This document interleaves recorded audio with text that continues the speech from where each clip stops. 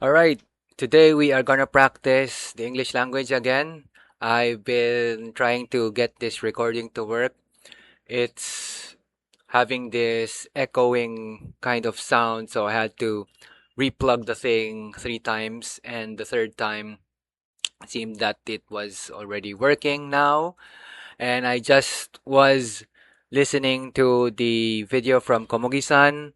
It's a video that I was looking at since a few days ago, but today again I returned to it just to see what's the next part of this video, because the first part was about SpaceX and how they are working on the Starlink service, and Komugi-san was explaining how we can now access the internet using this type of service wherever we may be, because we know that at certain locations, like for example, if you're traveling on a cruise, you don't get Wi-Fi internet connectivity as well as you should. Maybe you won't even get internet connectivity at all. But this new service from SpaceX called Starlink is supposed to solve that problem for you, especially that nowadays, according to Komogi-san, more and more people are traveling and going on a cruise, and because the internet connectivity is so much more important these days, having some type of stable internet connection is a must now. So that type of idea, and again also because we need to apply it in the context of Japan, since Komugi-san is advocating the use of technology and how the Japanese people could benefit from these advanced technologies as well. He shared with us the news that in Japan, they are very much looking into how they could use this service. Telcos like NTT Docomo, AU, and of course SoftBank are trying to see if more and more people would buy into this service, and lo and behold, after just 2 years they were able to get quite a lot of people joining in the service. It was, I think, a 4.5 increase, 4.5 times increase when they began. So if there were only a few people using the service at the start, it grew 4.5 times after 2 years. So more and more people are becoming aware of this service and would want to make use of it. Especially also that even in Japan, like what we can remember from Mr. Yoshiki Okamoto's videos, people could join a cruise to travel around Japan. You don't have to go somewhere outside Japan to get a cruise. You can do it in Japan. And of course, if you also want to travel the world on a cruise, you can also take advantage of this service when you travel abroad. So, the next part of the video is just like what I was also saying about how I don't really pay attention too much on the videos of Mr. Komogi-san, and I take a look at them as more of a form of entertainment because the numbers seem to be incredibly large, and at times you may believe the numbers, and I mean they definitely would have some kind of metric and some kind of data to show that they are not just exaggerating, but sometimes if you get carried away, you believe that something like this could grow so much, and you end up putting in a lot of your money, and turns out that it's not working, or it's not going to work as you thought it would. Then it's going to be a big problem for you. But again,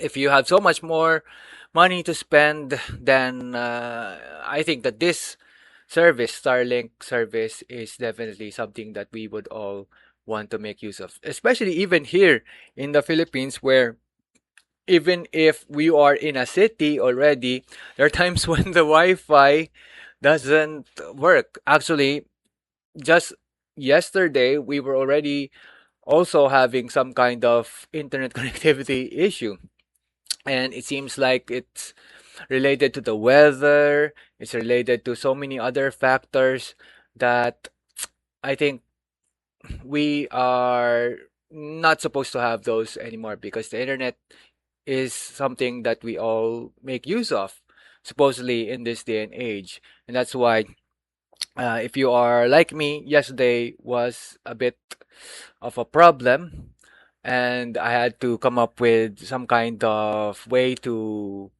make use of my time and adjust my schedule accordingly. Because if you go through each day knowing that the internet is there and you have your schedule all planned out, that this is what you're gonna do, and the internet suddenly doesn't work anymore, then you won't be able to do those things.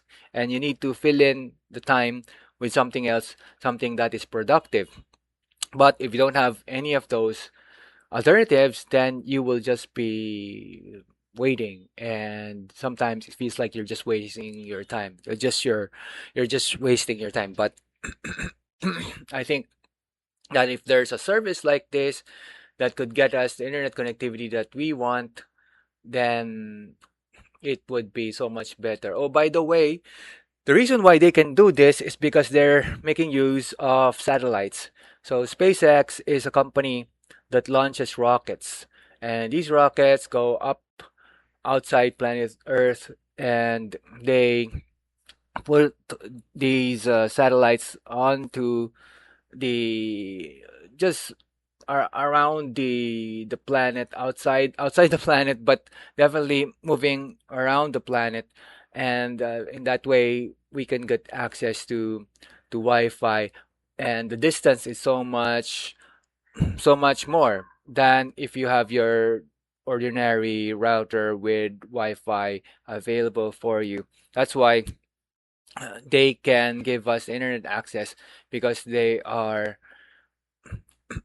transmitting the radio waves from the satellite toward where we are located, and it's supposed to get us the internet, even though we would traditionally might not have been able to do so, because the Wi-Fi doesn't reach us, for instance. But that's why these are advanced technologies that are supposed to help us all out. Now, I was saying that the next part of the video, because I just took a look, is really about the numbers. And the numbers they are saying are so much larger. I think if we take a look at the data they have here, the valuation of the SpaceX company when it finally does its IPO will be the largest ever in the history of IPOs, saying that it's gonna reach trillions of yen, and it's a huge amount. So I think the idea is that if you want to buy the stocks when SpaceX opens up during its IPO, then you could definitely do so. And it looks like many more people see the value in the company. That's why it's estimated to get trillions of yens worth of valuation. Now, just to explain also a little bit, if there are so many people who value SpaceX because of what it does, and currently, if we put it into numbers, it's in the trillions of yen, then if I invest my money, what am I gonna get? Right? If I put my money into SpaceX, does that mean that I'm gonna make so much money as well? Okay, I think the explanation to that is, currently, if people were to invest into SpaceX because they see the value in the company, it will be amounting to trillions of yen. Now, what that means is if you have money now, you are willing to give SpaceX your money. All right?